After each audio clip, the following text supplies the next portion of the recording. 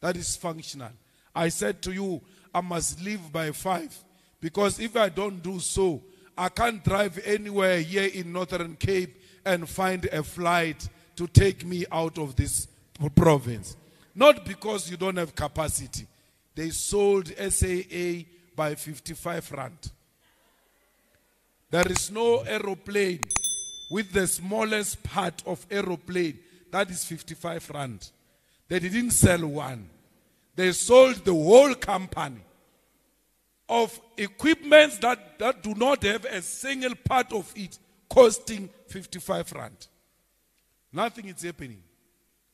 The ANC said to Cyril Ramaphosa in 2017, go and establish a state bank so that our people can afford to take loans and our people can be financed to build houses, to buy cars, because there are so many people who are working but do not qualify to get any loan or a bond from this government.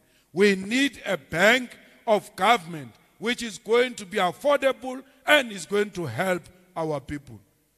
After they said he must go and establish a state-owned bank, a bank owned by government, he goes and establishes a mattress bank right in his house, in his own farm. I don't know if he can't read or what. They didn't say mattress bank. They said state-owned bank. But now we think a person has got a big nose. A nose is sore from sleeping on top of the dollars. How can it be comfortable to sleep on top of dollars? The man yesterday said in Parliament, after I was told crime got committed, I told my general to go and tell people. I asked him a simple question. Do you think you are special? Why would you tell a general that there was a crime at your place? Because my grandmother has got the same rights as you. When they steal her chickens, she doesn't tell any general. She goes to a police station, charge office, and open a case. Why haven't you gone to police station? If you are not there, we are all business people. We are running farms. If we are not there and crime happen, they only call us to inform us that 1, 2, 3 was stolen, but we called the police. We have opened the case. Even the farm manager of Ramaphosa thinks she's above the law. None of them goes to a police station. He says, because ordinarily I'm surrounded by generals, I told one general, even me, the useless president of the EFF, I've got surrendered by a lot of generals. He doesn't know more than him, the generals of SAPS. I never go to them and say there was a crime, because there is nowhere in law, which he did at school, fortunately. He's a law graduate. Law 101. They never said to him, this is how you open a case. You tell a general next to you. If you tell a general next to you that something was stolen from your house and you instruct the general to do something about it, you are abusing your power. We don't need more evidence. He said it yesterday. I didn't go to police station. I told generals who are next to me, because I'm surrendered by police, and then I thought they will follow procedure. Which procedure were they going to follow? Because those generals he's talking about, in a simple language, they are called bodyguards. Their job is to guard the body, not the farm, not the property. It is not the job of those people that he says he told. Even if they can be police, police play different roles. Those ones are Presidential Protection Unit. Its primary responsibility is to protect the body of the president. How do you tell people, of the protectors of your body, that they must now leave the body to go and look for criminals that have stolen money from you? You are redirecting them and giving them an illegal instruction. Because when that committee starts in Parliament, when we start to ask them questions, we are going to ask those generals, don't you know the procedure? Now that you are a general, it means you are too senior. Don't you know the procedure where you should have said to the president, my role is to protect your body.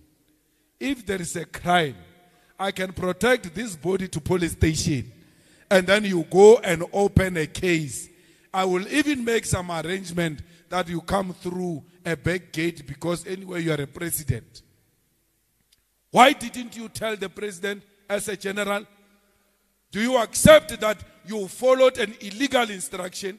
And when you take an oath of office as a police officer, you say one of the things, I will never take and abide by illegal instruction. He thinks he's saving that general. And he's putting the general under the bus. The more he answers, the more questions come out of his answer, the dumb cop. Because I told him yesterday that this thing that you go around telling people that you are a lawyer, it's not true. You must leave it. You are not a lawyer. You are a law student graduate. There is a difference. A lawyer is that one who pass and do practicals and start acting as a lawyer and appear before a magistrate or a judge. He has never done that in his entire life, but he wants to create impression he's a lawyer. So, we want him removed. He has broken his oath of office. He has brought that office into disrepute. More than anything else, he continued to do business when his oath of office said, the state president will not do any other business except that of being a president of the Republic of South Africa. When he started as a president, he said he left all his interest in a blind trust. Yesterday he said, no, I didn't leave them in a blind trust. I don't have a blind trust. I continued. I sell cattle. I sell buffalo that looks like him and things like that.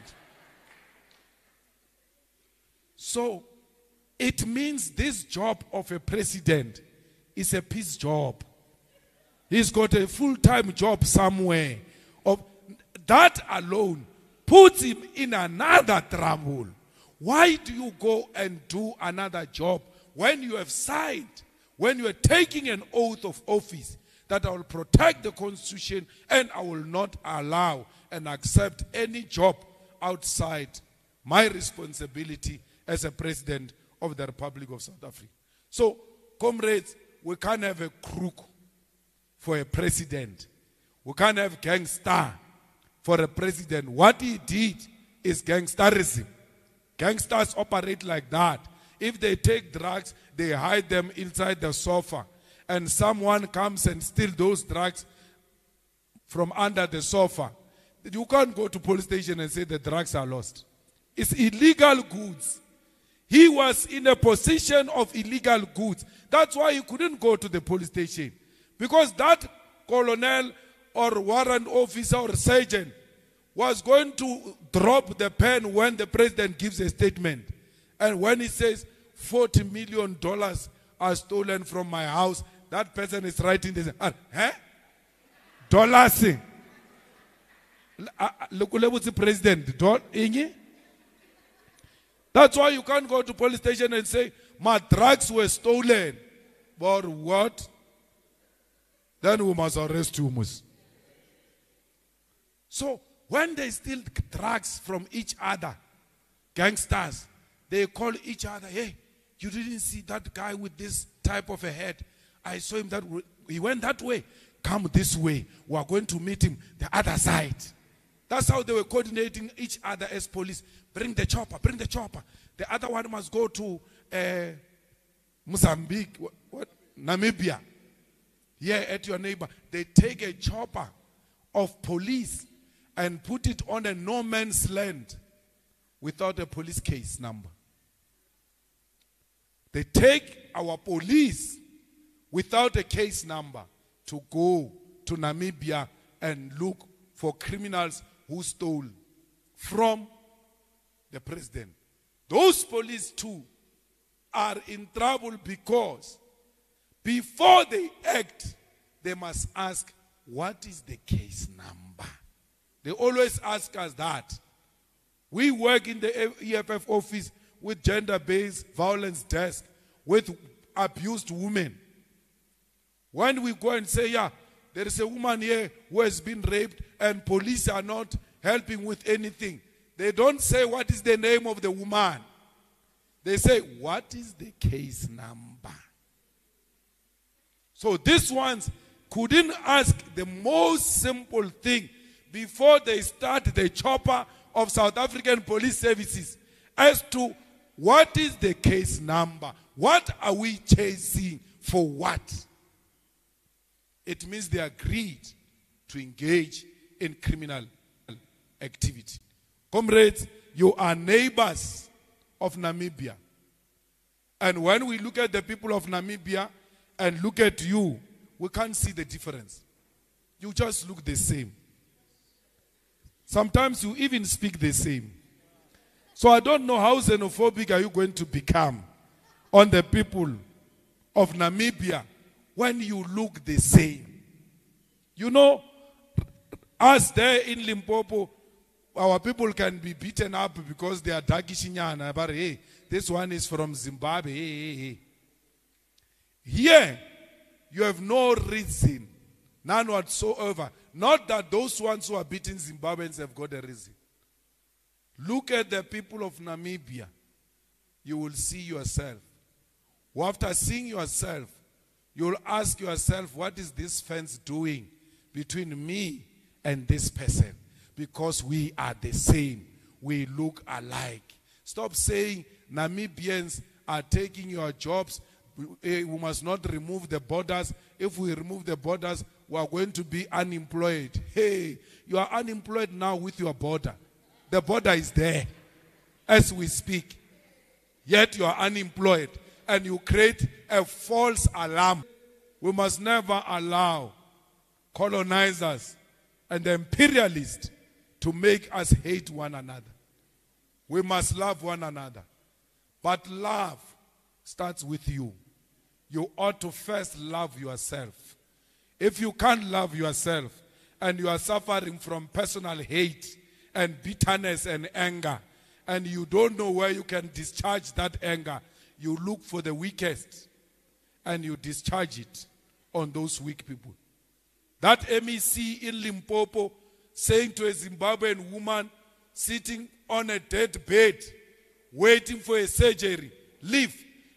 You are misusing my resources. Are you aware that these resources you are using are for South Africans? The woman says, I'm thankful. Thankful for what? To a sick patient. I'm thankful.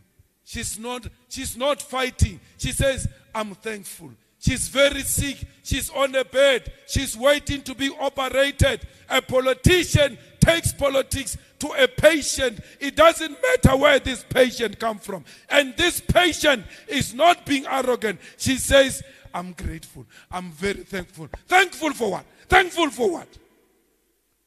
What has happened to our humanity? What has happened to Ubuntu? What has happened to kindness? Why is a woman talking to another woman like that? Why can't this woman carry the pain of this other woman? If she wants to talk politics, she knows there is legislature. She knows there is parliament. She knows there are rallies and conferences where she can say that nonsense she wants to say. You say that to a defenseless, dying person. And you want to be projected as the most powerful person. A person who can't do anything to you. A person who's there to save his or her own life. And you say to them, grateful for what? Grateful for what? Because they will never respond back. They will never fight back. They are fighting for their life. The ANC goes and insults them right in a hospital.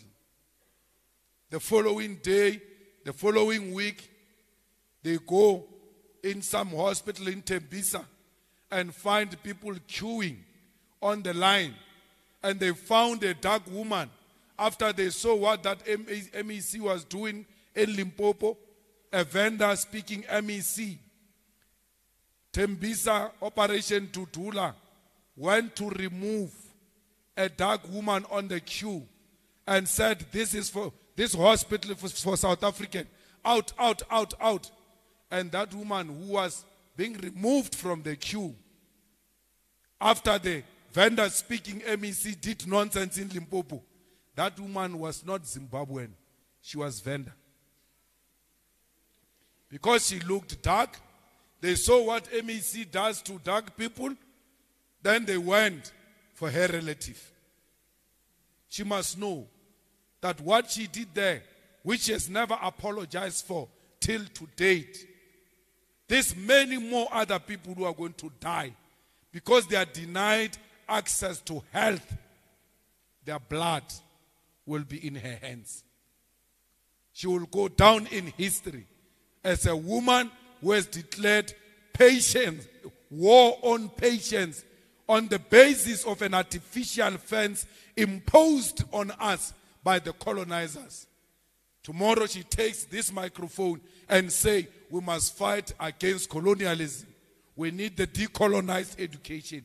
A person who worships the fence put to us by colonizers. Comrades, if you want to destroy the EFF, think about those people. An 8-year-old today, a 10-year-old today, when asked which party are you going to vote for when you grow up, they say EFF. It's because these children see the future in the EFF. These children, when they see a red beret, they see hope. You stand up in this conference of Northern Cape because they don't want to elect you. You disrupt a conference and destroy the EFF. When that child becomes 18 years, now qualifies to vote, when she walks into a voting station, the party she has been dreaming about is no more. Because of an interest of an individual who put his interest ahead of the interest of the hopeless masses of our people. The children who go to bed without food and still be expected to perform the following day in schools, they are looking up to you. The mothers who are giving them water mixed with sugar, trying to make them sleep so that tomorrow they can wake up as mothers to go and make a plan for their children. They cry tears the whole night. They ask, what type of sin have we committed as mothers of these children who are crying not because they were beaten, but because they have not eaten anything. They cry calling the name of their mothers the whole night. Their mothers say, the EFF will come and take us out of this quagmire. You stand up. You stand up here and you destroy it. You must know you are shattering the hearts of those mothers who suffer sleepless nights. Women who are taken to hospital behind buggies. Mothers who are taken to the main road because there are no access roads into the village. With a wheelbarrow, the ambulance is refusing to enter. As they push her in a wheelbarrow, sick as she is, she says, one day the EFF will take over and this misery will come to an end. You stand up here and want to destroy a party of that mother who's being pushed in a wheelbarrow. A boy child grows up, becomes a murderer. This boy doesn't value life. This boy, we've all tried to speak to him, but we forget that this boy stayed with the mother in an informal settlement. There are no clinics. Her mother is pregnant. She's about to deliver. When she's about to deliver, she asks a boy child to go and call the neighbor. As the boy tries to go and call the neighbor, the mother says, come back, don't go. Please hold here. She gives birth on her own, held by a boy child. That boy has never been a child in his entire life. They look at the beret and say, one day we'll come out of this quagmire. I'm asking you, I'm pleading with you. I want you, as you sit here, remember those people. Thank you very much.